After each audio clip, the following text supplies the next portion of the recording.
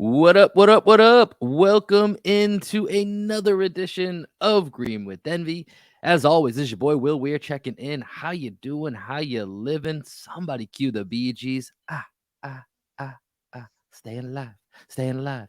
Thank you. We got some dancing in the chat here. We're feeling good today.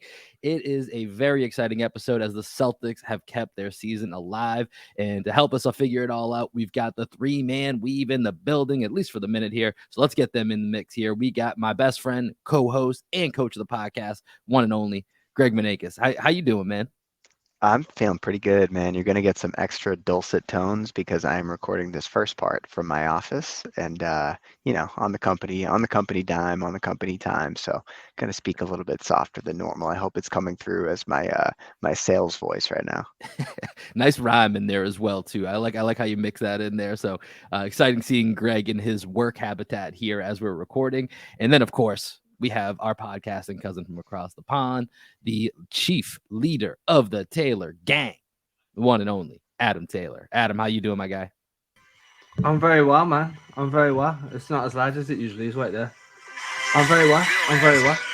I have to give myself the intro music. I'm doing well, man. I'm feeling good. I'm not feeling as sad as what I was after game 2 when you last heard from me. Or was that game 3? Whenever it was you last heard from me, I'm far happier. I'm watching all these American people in Greg's background living their 9 to 5 daily lives. It looks Yeah. like a very nice place to work, to be quite honest. I also like how we've got ASMR Greg going on today. I know, Greg. I kind of want to start with you here, man. I mean, last night, so Greg and I, for those that are maybe they tuned in, I'm not sure. Maybe you're new to the podcast here. Greg and I did a watch along for Bleacher Report last night as part of Game 3, exclusive in the Bleacher Report app. Just like we've done some of the post game streams, Greg and I hopped on and did the whole game, and we had a fun chat room. Maybe we had some people that are popping in here. But Greg, now that you've had a day or a night, I should say, to kind of marinate on the Celtics keeping this series alive, what is your biggest takeaway from last night? Yeah, it's a fun game, man. It's a fun game. I had a great time being on Bleach Report and like seeing the engagement in the chat. The engagement in the chat was hilarious. Had a lot of Heat fans in there. Had some Laker fans pop in. So it was really cool just to be able to experience that with you. You know, it was kind of last minute, and we haven't done a playback in a while. So just watching the game with you, I think was a lot of fun. And then seeing Tatum go to another level in the second half, super fun. Let's see, other things that stood out to me, I think, the Celtics being able to go against that zone in the second half that has been so effective for the Heat just didn't really work out for them because what do you know, Will? They put Jason Tatum in different spots at inches, have him going at the top of the key, had him at the foul line a little bit, had him in the post a little bit. And I think the Celtics seem to have cracked that code, the initial code anyway. We'll see what adjustments Spoelstra makes in game 5. But for game 4, for one night, it was the Celtics night. And don't let us get one because now that we have one, who knows what could happen in game 5. It's at home. Then if we win game 5 at home, the pressure switches all to the Heat to close it out in 6. So as long as we still have a heartbeat, man, we can postpone the funeral and the resurrection has begun. Yeah, why not us? Why not us? 04 Red Sox vibes coming through. Derek Jeter, Alex Rodriguez in the building last night. Apparently very key to 3-0 comebacks is having Derek Jeter and Alex Rodriguez involved. Adam, as you were watching the game, what was your biggest takeaway of what changed from games 1 through 3, really, to game 4 for the Celtics to finally get a win in the series? Close out Tatum. That's literally his new nickname, right? Back against the wall, Boston Celtics are just a different team completely. Part of me feels like they need this type of pressure to really reach that level that they want to get to, right? Like, I'm not sure if any of you watch Dragon Ball Z or have watched Dragon Ball Z in the past. If it's just me, then tough. I'm still going with the analogy. We're But Pokemon guys. so am I, but I'm just, pop culture grew up in the... You're versatile. Anyway, You're versatile, yeah, agile, mobile. Yeah, Dragon Ball Z. But basically, where you're up against it and like Goku consistently seeks out the bigger challenges to put himself under pressure, to force himself to evolve into a stronger entity throughout the show. And that feels like what the Celtics really are best at doing is, hey, now we're under pressure. We're going to evolve. We're going to show you everything that we're capable of. We saw that in game 4. One of the things I was really impressed with was Boston's nail help. Just being able to know when to they consistently had someone situated around the elbow who would dig in on the towards the nail on drives. They took away the middle of the floor a lot, kind of forced Miami into doing more stuff on side pick and rolls, which they're still solid, but asking Jimmy Butler to curl over someone before starting to get downhill, you kind of take away a little bit of the forcefulness of his drives by doing that.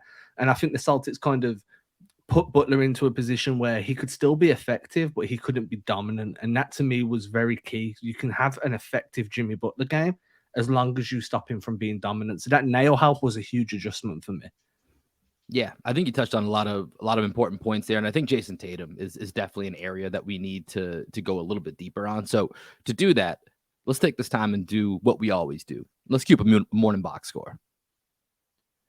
The Boston Celtics stay alive last night, 116-99 over the Miami Heat. Series heading back to Boston Thursday night. Miami leads the series now 3-1 as Boston attempts to be the first team ever to come back from 3-0. Don't let us get one. Don't let us get one. Let's start with the Miami Heat here. Adam, as you mentioned, Jimmy Butler somewhat contained last night, still put up an impressive stat line, 29 points, 9 rebounds, 5 assists, 1 steal, 1 block, but only 9 of 21 from the field. His superstar sidekick, Bam Adebayo, 4 of 7 from the field, only 10 points and 5 rebounds and 4 turnovers to go along with it. Speaks to that nail help that you talked about, Adam, so we'll dig into that a little bit more here. The role players from Miami, which have been so influential in this series, Gabe Vincent put up another 17 points and 4 assists night, and Caleb Martin still had his hot shooting going, 6 of 9, 2 of 5 from 3. He had 16 points, but just not enough in game 4. As we mentioned, Jason Tatum stepping up big like superstars do in a situation where it's win or go home. Tatum steps up with 33 points, 11 rebounds, 7 assists, 14 of 22 on the night. His partner in crime, Jaylen Brown, had 17 points, 4 rebounds, 4 assists, and only 1 turnover, 7 of 16 from the field. 12 points from Al Horford, who refound that 3-point stroke, 3 of 6 from 3. Derek White, 3 of 7 from 3 for 16 points. 11 points from Marcus Smart, and then Grant Williams with another big game off the bench, 4 of 7 from the field, 14 points for Grant Williams. And as it's been mentioned many times, when the Celtics shoot 40%, they are really, really hard to beat from behind the 3-point line. They go 18 of 45, and they nail that 40% mark right on the dot. Celtics taking the series back home here, 3-1. A lot of work to do. But, Greg, let's talk a little bit more about Jason Tatum, because last night, as we were going through and talking about what needs to happen for the Celtics to keep this series going, you said something early on in the first half. At some point, someone's got to put on a cape. Someone needs to step up. And, we got the role players in the first half that were really kind of rising the level of the Celtics, to kind of even out the score with Miami. And then the second half, here's Jason Tatum just in the second half, 11 of 15 from the field, 3 of 5 from the 3-point line, goes off for 25 points, 3 rebounds, and 5 assists, all in the second half. Just a big time performance from Jason Tatum. Greg, he put the cape on. He really did. Yeah, he put the cape on, and he also didn't turn the ball over much in the second half. I think most of his turnovers happened in the first half, right? 4 turnovers in the first half, 1 turnover in the second half. Yeah, and I mean, he played about as perfect of a half as you can play, and it seemed to really inspire confidence in the rest of the guys, because before Tatum hit those back-to-back threes, it seemed like things were teetering, right? And we just needed somebody, if it was Jaylen, if it was Tatum, if it was Derek White, somebody to really show them that they were still gonna have that fight left. And it was White in the first half. White, Horford both had, I think, 2 or 3 threes in the first half, and then at that point, it's who's it going to be? And Jason Tatum is the guy that they all look to carry them in those toughest moments, right? He is their superhero. Even though Jaylen Brown can have those moments, it just hasn't happened in these playoffs for Jaylen. And one thing that I really loved about JB in this game, and he talked about it a little bit in the post game, as he said the Heat are kind of forcing him to be a playmaker. And he's been really struggling with his shot, and the fact that he kind of recognized he didn't have it last night, and he didn't just try to keep shooting to dig himself out of the hole. He got his teammates involved as well. So I thought both of the Jays did what they needed to do last night. For Jason Tatum, it was to become the superhero, to put the cape on, as you said. And for Jaylen Brown, it was just to play smart basketball, make the right read, make the right pass, and get your teammates involved. So I was happy to see the apex game out of Tatum in the second half, and also to see a more nuanced game out of Jaylen Brown. How encouraging is that, though, to see Jaylen Brown not only recognize that that's what they're forcing him to do and that his shot's not happening, but be able to execute playing a high IQ game rather than being forceful with his scoring selection, just being able to be like, right, let me defer, let me take a leaf out of Jimmy Butler's book and kind of treat the rest of the players around me as superstars and try and feed them. 18 months ago, we were all talking about how Jaylen Brown's brain moves faster than his body and how sometimes he's a little bit slow to react to what defenses are forcing him to do. So that evolution, for me, is like a really core evolution in Jaylen Brown in terms of you're recognizing what they're trying to do, you're reacting correctly, and you're not forcing anything. You're not forcing your shot selection. You're not over dribbling, trying to force a pass or a playmaking opportunity. You're just giving what the defense takes you. So to me, that was an encouraging, not only quote, but just encouraging performance from a guy that has struggled for the last few games. Yeah, and I think very similar to Greg's point of, Tatum knocking down shots kind of gave the rest of the team confidence. I think Jaylen becoming more of a facilitator mindset and making that extra pass was also contagious in the sense that the Celtics felt like in general that the team was making the extra pass. We noted a couple times, it wasn't a great Brogdon game, but we saw even Brogdon in some of the moments that he got, start to make that secondary pass. And that was, when the Celtics were at the peak of their powers throughout the regular season, when they were hitting on all cylinders, it was because the ball was moving. It's because there was off-ball movement. There was an extra pass being made. And you saw that time and time again throughout this. And so there really was last night a much stronger connectivity on both offense and defense between, for the Celtics that we just haven't seen in this series. We've seen it in the regular season and we've seen it for moments here and there. But last night, specifically in the second half, was a really strong, hopefully a very strong indication that this team is kind of finding its way again. I think as we're talking about, Jason Tatum's performance, that was one that had to happen, right? You need the stars to play like stars. It's the Eastern Conference Finals. There's no way around it. That's what has to happen. But I want to kind of dig into a little bit of the role players here for a second. So let's take a quick break and then we come back. Let's talk about some of the role players that finally stepped up for Boston as well. Cool. And guys, I got to go. So I'll see you later. Okay. Perfect time. Goodbye, Greg. Bye, guys. We love you. Love you too. I was talking to the listeners. I'm joking. I wasn't really. All right. Well, we lost Greg here, so it's down to just me and Adam here for the rest of the show. Appreciate Greg hopping in here and stealing some company money. We're really trying to stick it to the man and capitalism. So I appreciate Greg was able to do that. Hopefully his manager does not listen to the show. But what I want to talk about next, Adam, is let's get to some of the role players, right? Because I think, when you, Greg, and I did the 3-man weave for kind of our preview of the series, one area that jumped out to us is, okay, they do have Jimmy and Bam. Jimmy's been arguably the best player, in the postseason.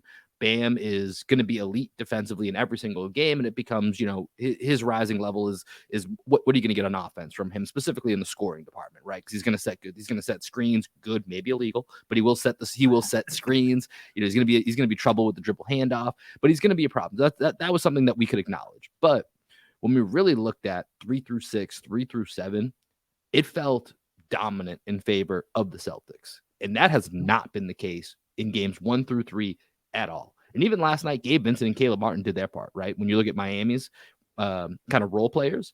But for Boston, here's the contributions that you got last night you weren't getting in this series. Al Horford goes 12 points, 7 rebounds, 4 assists, knocked down 3 threes. I can't remember the last game. I think he had one game in the Philly series where he knocked down more than 1 3 in a game, but it's been a while for Big Al. Al's been struggling with that shot. Derek White, 5 of 10 from the field, 3 of 7, had 2 rebounds, 2 assists, 2 steals, 2 blocks, 16 points. That hasn't been happening in this series. He's been good. He hasn't been, regular season, all defensive NBA Derek White. We got that last night.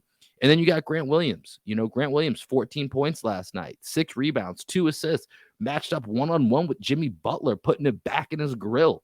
Like, Grant was out there last night. And it's also astonishing now looking back that Grant didn't play game 1, but that's a different story.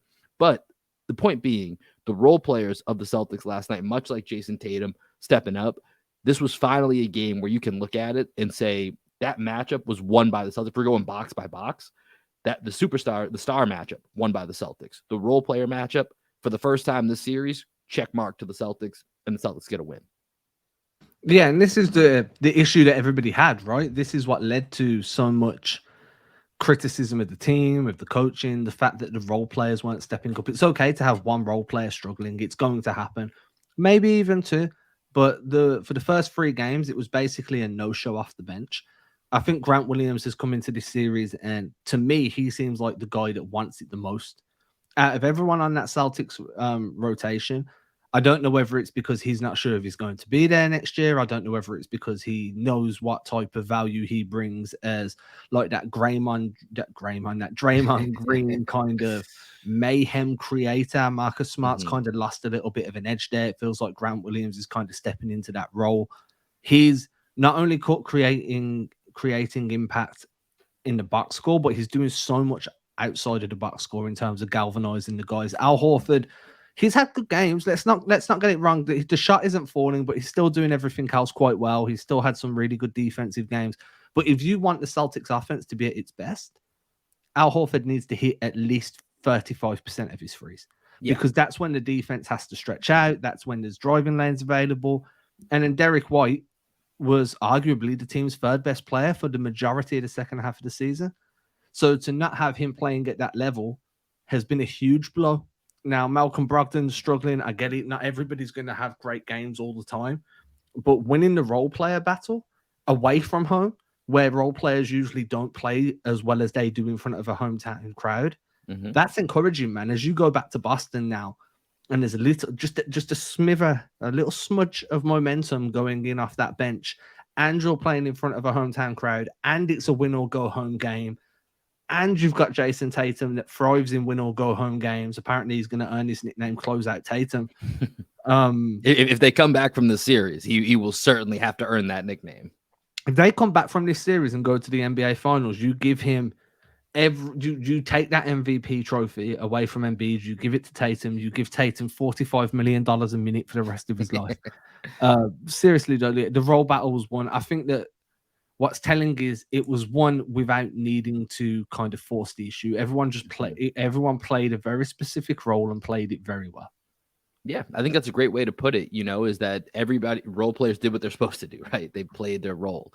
And the team, last night was, especially in the second half, right, was when you really felt like, okay, this is the Celtics that I remember. Now, as you said, can they bottle up this, little bit of momentum to keep it going when they go back home? And I feel like we'd be disingenuous if we weren't to mention that Celtics aren't exactly a juggernaut at home this postseason. They lost 9 games total in the regular season at home. They've lost 5 in the postseason. They're 4-5. They need to win this game. It's pretty insane to think about a 2 seed going into game 5 of the Eastern Conference Finals, and they need to win their next home game to get back to 500 as a home team. Like, that's a pretty astonishing fact. So, I mean, that can't be overlooked, but you'd rather, regardless of the record, you'd still like to be at home with that momentum. And that's what, if there ever was a path for a team to come back from 3-0, having the top end star talent, having the depth that the Celtics do, and being able to have game 5. And if you somehow get from that game 5 to that game 6, knowing that now there is pressure, because if you get to game 6, right, now there's this added weight of pressure that Miami doesn't have right now. Right. I mean, there's pressure because you're playing to go to the NBA Finals. So there is a certain level of pressure. But when you get to game 6 at home, oh, man, if we don't win this and we're the 4th team in NBA history to ever let this get to a game 7, and now we got to go back on the road, that's a different level of pressure from where you're at when you're up 3-0 at home or 3-1 on the road or even 3-2 at home. You know what I mean? It starts to, the longer the series goes, there's more pressure that shifts on to Miami, because Miami came in here with no pressure in this series, right? And the longer this goes on, the more that, because the Celtics are going to have pressure no matter what. They were the favorites. They fell flat on their face for 3 games. The Celtics are either make history, or we're going to still go back to have a lot of those tough conversations that we were starting to have at the end of the last game that are on pause for right now, but they're still looming out there. So there's still, obviously a lot of work to be done. So let's talk a little bit about some of the adjustments that were made. And I know, I was looking through our Celtics blog chat. I know you got a couple articles coming out here that are going to talk about a little bit, and I'll let you take wherever you want to go here, whether it's talking about, that help with Bam at the nail, or I know that you are going to have, if it's not out already, I know it's one that you're working on here, talking about the Celtics digging into their playbook a little bit more. So take one of those two, Adam, and let's dig in a little bit. Yeah, so I've already hit the nail help, just having an extra help defender around that nail area, middle of the free throw line, or somebody on the elbows that digs in towards the free throw line, just to pressure the ball, take away those straight line drives. I think that was a huge adjustment. I think the Celtics did it very well. They were very disciplined in when they dug, when they didn't dig, when they doubled, when they rotated back out. I'm probably not going to write on that, but I just think that that's something, if you go back and watch, or if you were looking out for it in game 5, definitely look for that extra man that's digging in around the free throw line. Offensively, it just felt like they went back to Joe Mazzulla ball. So if anyone follows me on Twitter, you would have noticed before the game yesterday, I tweeted out saying, I went back, I watched quite a bit of the, when I pull clips, I tend to keep them in a hard drive just so I can kind of revert back. And I went back and I watched quite a few clips from earlier in the season. My stance on Joe Mazzulla from you need to fire him really softened to, do you know what? Maybe this is just, he doesn't have the help on the bench, and he doesn't, like, the team, are having their own issues. Guys are struggling. I've really softened on my stance with Joe Mazzulla over the last 24 hours. I tweeted it out. I accepted that maybe I was a little bit too harsh too quickly. But then you go into this game, right? And the Celtics start running everything that they've ran through the season. The first play of the game, Jason Tatum gets the ball, attacks off the rip through, touches the paint, kicks it out, 3-point shot from Al Horford, 3 drops. That's the first possession. Quick decision, 0.7 basketball, hitting the paint, kicking the rock out. They ran ram actions. They ran elbow zoom actions. There was a lot of actions where it was like, hey, my favorite one, which I'm currently breaking down at the minute or writing about, is like Jaylen Brown's got the ball in the on the strong side corner. Robert Williams comes up, sets the screen for Jason Tatum. Jason Tatum gets the ball. As Jason Tatum gets the ball, Robert Williams comes up, sets a flare screen for Jason Tatum. Tatum gets the ball. Rob slips, gets position in the paint. Tatum kicks the ball back out to Jaylen Brown. Now that low help man that's dealing with Robert Williams has to rotate over to pick up Jaylen Brown. Easy lob pass for Rob. And it's just that type of movement, right? Like, hey, we're going to kick it from one star to another. We're going to have a lob threat to slip a screen. Then he's going to get picked up by whoever's tagging the roll man, who's the low help guy. Now we're going to engage him by kicking the rock back out. And you're just playing cat and mouse with the defense all the time. We saw twirl actions. There was just everything the Celtics have been putting together over the last 8 months. They went into that playbook, and it looked like Miami's playbook at times. There was one possession in the first quarter where you had a pin down from Marcus Smart for Jaylen Brown, and then a wedge screen on the weak side from Derek White for Jason Tatum. The defense can't help off you now. They can't overload onto the strong side because Jason Tatum's in the weak side post.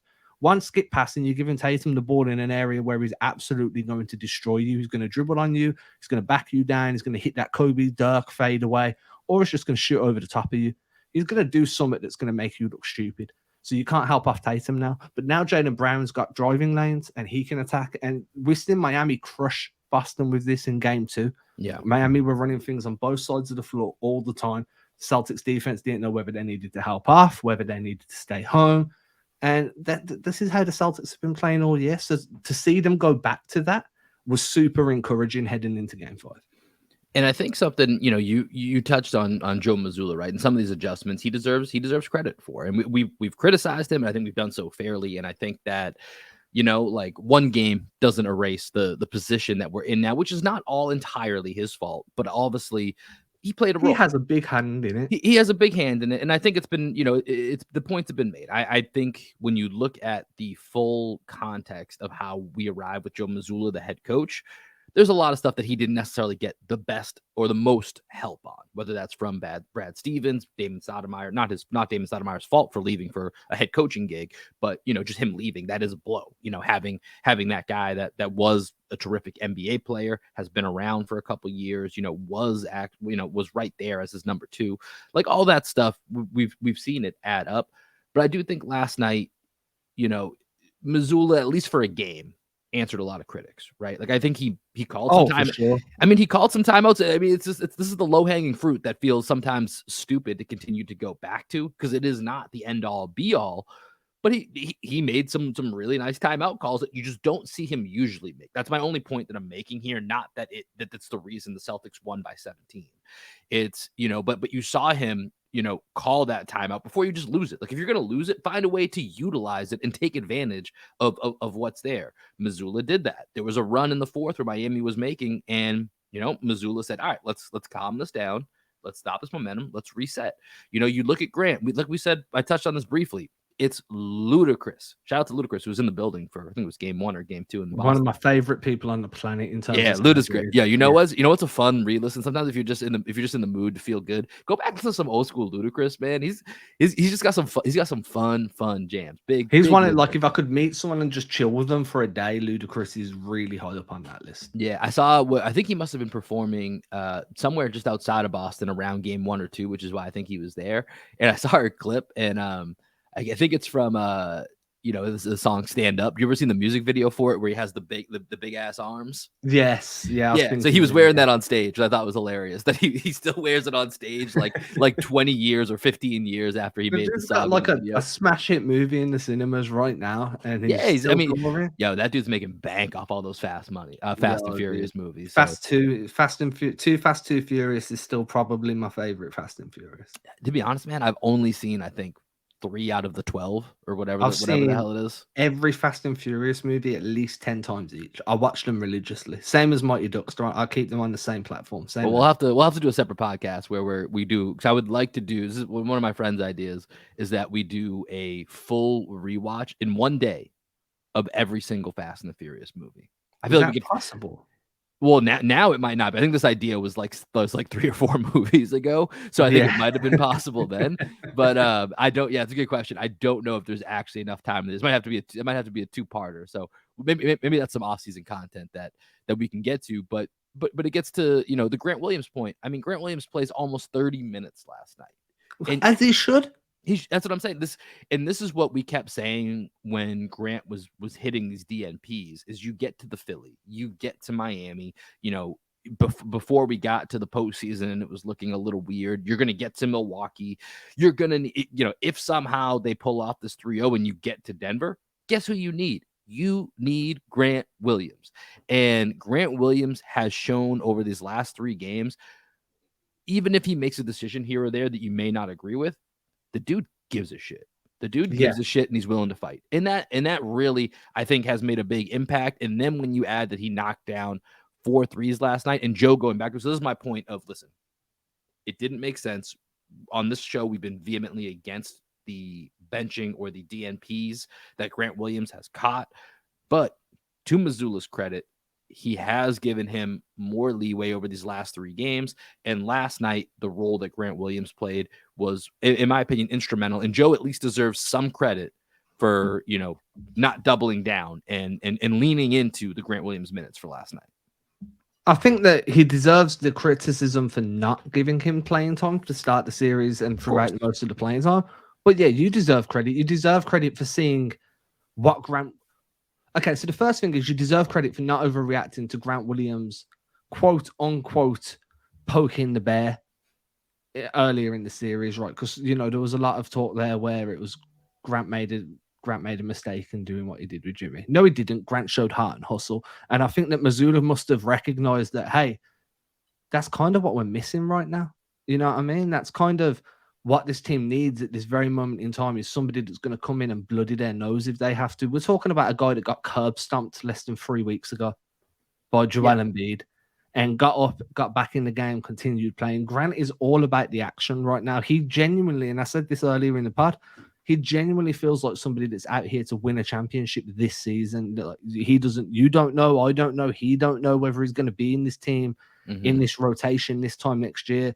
Grant's playing like it's his last chance to win a championship, and you can see in the way his demeanor is, in the way that he's executing on offense. There's a few times where he drove the ball on closeouts, but didn't try and force the issue to score.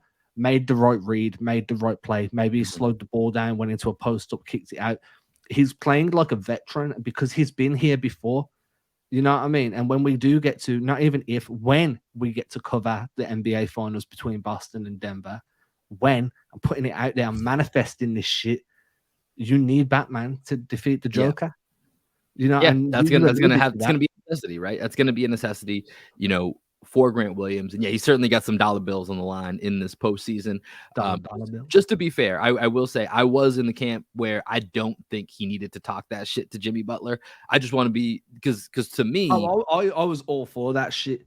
See, here was my thing with that, and it was funny because after he blocked that shot last night, when Greg and I were doing the watch along on Bleach Report, we were like, all right, now just don't start talking shit. Because here's my only thing with it is that his play was doing the shit talking, like the way that he was playing was doing enough. And I certainly, I mean, I said this when Greg and I think it was just Greg and I that did the post game live after that was game 2, I believe. It certainly wasn't the reason the Celtics lost, but we just know that type of stuff fuels Jimmy Butler. Like, it does get him going. You know what I mean? And listen, he hits shots that he hit to win that game. He hits that anyways, even if you don't shit talk him. So just giving him that extra motivation when your play was already doing what it needed to, in my opinion, was unnecessary. You just didn't need to do it because he was already making those statements. But to your point, what part of me also wish had happened is that he showed the fight and then his teammates backed him up, which didn't happen. That was what was meant to happen, right? Like right. that was And so that's the part of it where I understand that, once Grant does that, then it's the rest of the team needs to step up. That didn't happen. But, for this game, Grant was great. Grant was instrumental. I think, Adam, let's take a quick break here, and then let's start talking about what needs to happen for this for game 5 to get a dub and then come back and have a game 6 in Miami.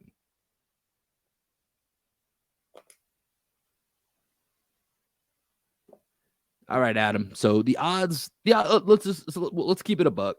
Odds are very stacked against the Celtics for coming all the way back. So the vibes are good right now. It feels good to get that one. There's no sweep here. At worst, we've at least matched what happened to Milwaukee in round 1, right? That was going to be pretty atrocious if we couldn't even at least match the disaster that we thought was Milwaukee. It ended up in their coach being fired weeks ago.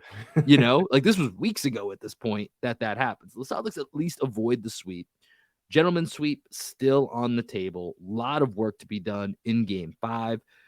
Adam, to you, what's going to be the most important factor in game 5 for you for the Celtics to keep the season alive? Yeah, I mean, it's just playing towards the energy of the crowd, right? I think that it's very cliche. It's very like, oh, the crowd are the 6 man. Yeah, it's very, very cliche. It feels like I'm back in the 80s writing about sports in a newspaper.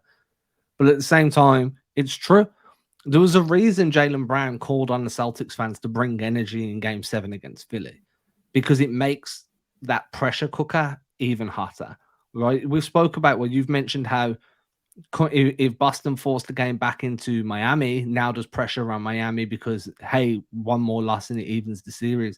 There's pressure on Miami here too, because if they lose this game, then they end up under that pressure anyway. And now they're coming in, having done all of the hard work. The Celtics are 1 game away from elimination from now until if there's a game 7, whatever it may be. 1 loss, they're cooked. Every game they play, they're playing like their life depends on it. So replicate what you did in game 4, play with the same sense of urgency, the same commitment, and the same sense of kind of basketball IQ. Make the right reads, make the right plays, lean into everyone, trust everybody around you the way Jimmy Butler trusts Gabe Vincent, for God's sake. Yeah. You know what I mean? And lean into the energy from the crowd, because they're going to bring it. The Boston crowd are going to be loud. The Garden's going to be rocking. You were there for game 7. You can attest to that far more than what I ever could. Lean into that and give them sort of reason to stay loud. And for me, if you can do that and you can feed off that energy and you can have a Grant Williams talking and getting backed up by his teammates, getting backed up by the crowd, and you're going to get that additional energy boost. The last thing you want to do is have your season end in the Garden to a rain of boos. Yeah, that's the ultimate worst case scenario. And this is where, going into last night, I was almost pleading, either put me out of my misery or make history. I mean, I think Greg said it. I might have stole it from him in the Celtics. So one of you two said it. Yeah, it wasn't me that coined that. I mean, but that's the thing, right? That was the reality of, hey, congrats, we didn't get swept. Well, you know what? Now what looms is if we do get eliminated in game 5, that's going to be in front of our home crowd. That's going to be, all of these storylines that feel like we've put on pause for 48 hours while we So dream much of better. this impossible dream, this 0 in 150 to be that one. Just need one. I feel like Doctor Strange right now. There's one scenario in which we come out victorious here as the Avengers. Like while we dream on that, we're putting on pause a lot of scary long-term conversations that were bubbling to the forefront after game 3. So the last 48 hours prior to game 4 was all about, all right, do we have to talk about what's next for Jaylen Brown? What happens to Joe Mazzulla? Where does this core go? Basically, everything was on the table minus Jason Tatum leaving Boston. That was kind of where it's at. And, here's the reality. The Celtics come out and throw up a stinker in game 5, and they get booed and they get blown out, or they, fall into their bad habits and lose a big lead down the stretch. You know what, Adam? Unfortunately, we're probably going to be back here Friday morning, Saturday afternoon, whatever it is, whenever we record, after game 5. And we're having those conversations again, and it's going to be ugly. It's going to be ugly The because it's thing going to be is, on your home court instead of away. yeah, that discussion is going to be 10 times louder. The criticism is going to be 10 times louder because the light shine brightly when you're playing at home. Doesn't matter what team you are, there's a lot more expectations on your shoulders than anybody else, regardless of if it's a win or go home. In fact, no, even more so if it's a win or go home game. After game 3, the Celtics spoke of needing to play with pride. Jaylen Brown, we need to show some pride in the team, in ourselves, in the fan base. I think Mazzulla said it. I think Tatum said it. They came out in game 4. They showed some pride. They played like a team that deserves to be in an NBA Finals. Yeah. But you can't just do that for one game. Miami Right. done that 3 straight times. You know what I mean? Now you got to do it 3 straight times. And then at game 7, minimum, anything can happen. Anything can happen. You won game 7 in Miami last year. They can absolutely do the same. You're 4-5 at home this year. Another team can that's the certainly win scary in the part, right? Garden. I'd much rather than be playing another game in Miami right now than be heading back to the TD Garden, because to me, it feels like some players have got the yips there at the moment, and I just don't know how they get through that. Do you know what I mean? Yeah, I mean, like I said, this is one of the hardest things to figure out, how a 2 seed gets to the middle of the conference finals with a losing record at home. Like that's really hard to figure out. And they're, I think, 1 game under 500 over the last 2 postseasons. So this is the reigning Eastern Conference champion is back in the Eastern Conference Finals. They were a 2 seed each of the last 2 seasons, and they have a losing record at home in the playoffs. And they're one of the better home teams in each of the last 2 regular seasons. It's so bizarre. It's really hard to figure out. And so I think, to your point of feeding off the crowd, to me, what that means, and this is from a little bit of my anecdotal experience being there for Game 7 just about a little over a week ago.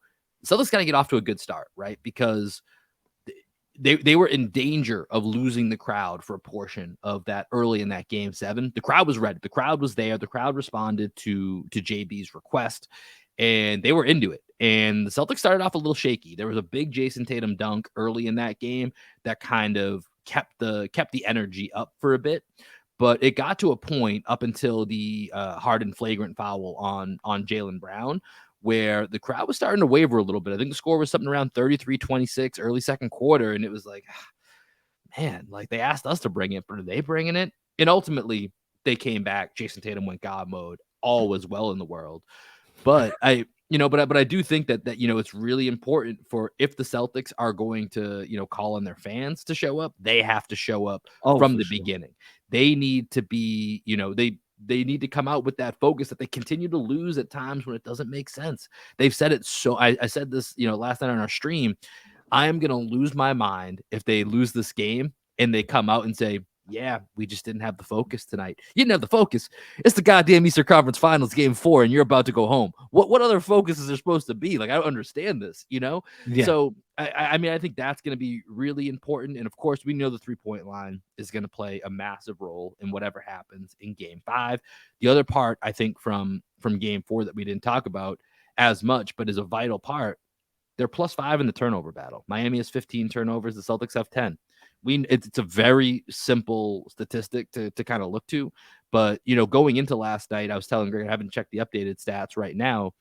If you just look at the stars, just so Jason Tatum and Jaylen Brown versus Bam Adebayo and Jimmy Butler, it was basically about an 8-5 differential of 8 turnovers per game coming from the Jays to only 5 coming from Jimmy Butler and Bam Adebayo. That's a big difference. That's a really big difference. Each game to be 3 turnovers in the whole of the 2 guys that are they're going to touch the ball the most on your team against the other guys, 2 best players that are going to have the highest usage rates. Like that's a big hole to put yourself in. So holding on to that ball, Greg talked about in that second half, Tatum only had 1 turnover, had 4 turnovers very early in the game when it didn't look as pretty, and only had 1 turnover late.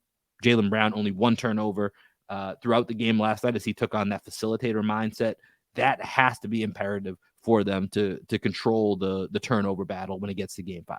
Yeah, for sure. And you need to add in Marcus Smart there as well, because he can be prone, and Malcolm Brogdon, actually, because Brogdon's had some breathtakingly bad turnovers throughout the playoffs. Brogdon's had I think Brogdon's had a fascinating playoffs, because I think at times, and listen, and you and I have talked about this a lot, Brogdon's game has morphed into what he was asked to be this year, which was a scorer.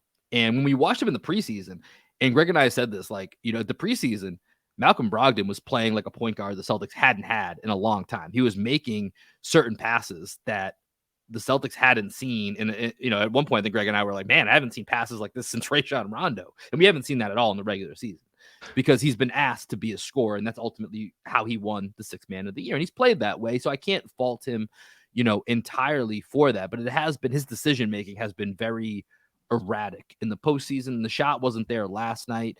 But he's had moments with his shot that still has made him a very important component of this team. And he's done a solid job on Jimmy Butler when he's been asked to guard Jimmy. So I think that's been important for Brogdon, but definitely an interesting postseason for him. But he's going to be one of those guys that at home, he's going to have to make some shots and play better than he did in game 4 for the Celtics to stay alive in game 5. Yeah, I mean, as you say, he has morphed into this scorer. He's definitely a score first guard at this point. But one of my biggest criticisms of him is you've been a lead guard on a team. So your playmaking ability, your on-ball creation is there. It does exist. So that kind of frustrates me a little bit when he makes these bad decisions. But I think that's a little bit how, we've said before, we'd like to see sometimes a little bit more Tatum in the post or the mid post, right? That's not the offense that we've been running. I mean, that's fair. It's something that he can do. It's something that we'd like to see more. But the offense hasn't been predicated that way. And so I think it's a little bit similar for Brogdon, but it does get scary at times when it's him and Jaylen with, 3 more defensive minded players. And it's like, man, I don't know, other than just Brogdon and JB going 1-on-1. I don't know where this offense is coming from. It's coming from, it's going to be step back threes and driving the lane. So I think that, but your point on turnovers really stands up. The other point I want to make is before the Celtics started, well, they shot a 3 in the first possession of the game. So let me just kind of premise this properly. They might have shot a 3 early in the game, but it came off of penetration. And a lot of what the Celtics did good in that first quarter, that first 1.5 quarters of the game, was they penetrated before setting up threes. They pressured the rim. They got back to a team that was very much perimeter based, but relied on rim pressure to generate their offense. And that's something that we hadn't really seen in games 1, 2, and 3. We saw them attempt to pressure the rim, but as soon as that first drive was taken away, they just kicked it out for whatever shot was available. Whereas this time round, there was secondary drives, tertiary drives, until they created enough room to actually get a good value shot. So if they stick to that as well, I think that Miami's defense is really good at the point of attack. They're really good at containing that first attack.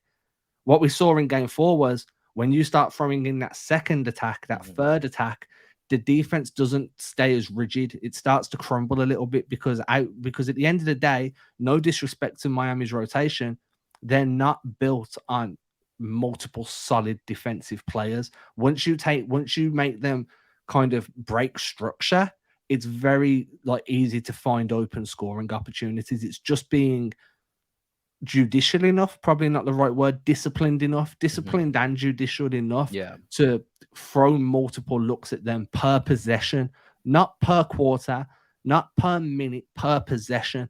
If the first drive gets shut down, find the next one and the next one until you actually break them down. Because once you get someone in a one-on-one position or you crack open one of those seams, the shot's going to be there for you. And we saw that from Jason Tatum did that to them repeatedly in the second half.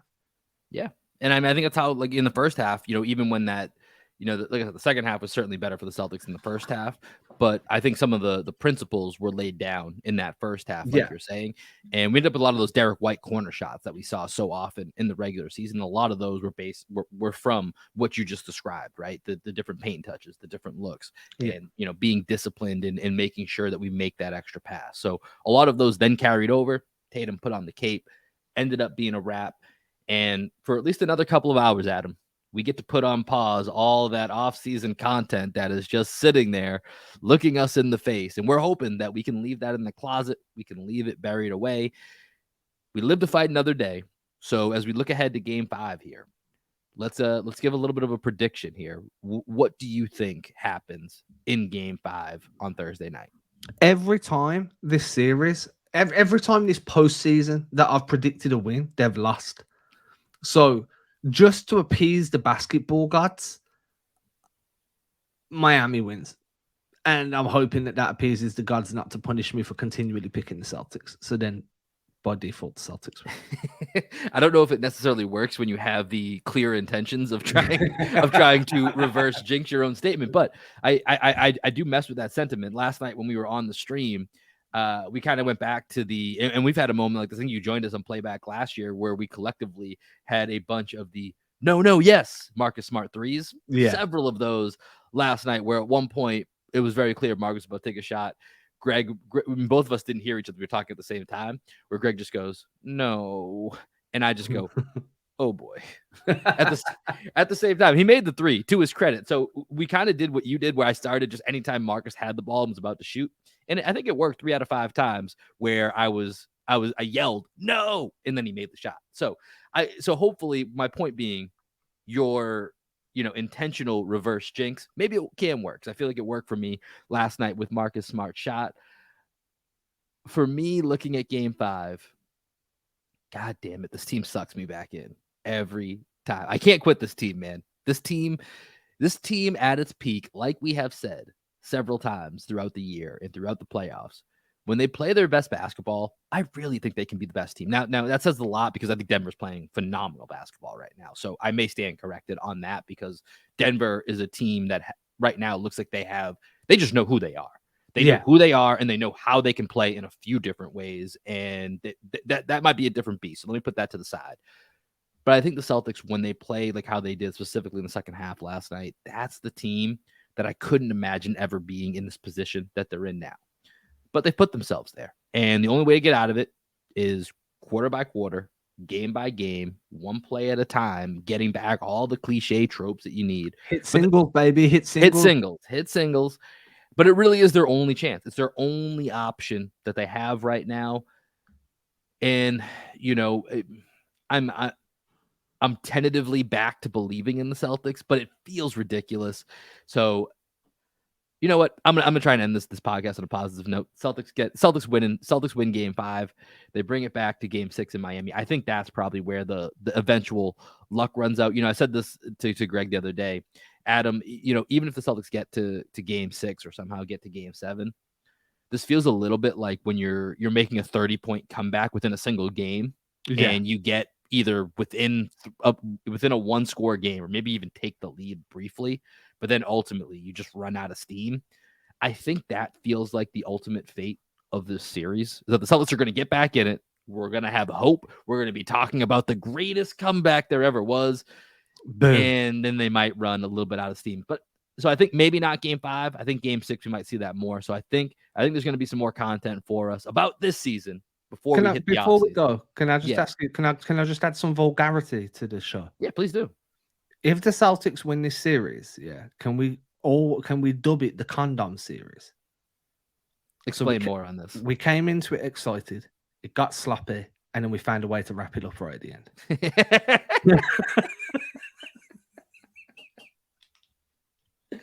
Did you just think of that on the spot, or you've been brewing that? That came to me as you were talking about the 30-point thing. I was like, do you know what? Yeah, we was excited, then we was sloppy, and then we could wrap it up. I was like, I need to get this out before it goes away and I lose it forever. This makes me think. Do you ever watch the show Parks and Rec? I've seen some. I've So seen there's this great outtake that they have from like their blooper reels. Kardashian one. Yeah, it's exactly what I'm thinking about. Everybody loves a good comeback story. The Mighty Ducks, Seabiscuit, Kim Kardashian. What? Yeah, I'm pretty sure she got some cover back in that video.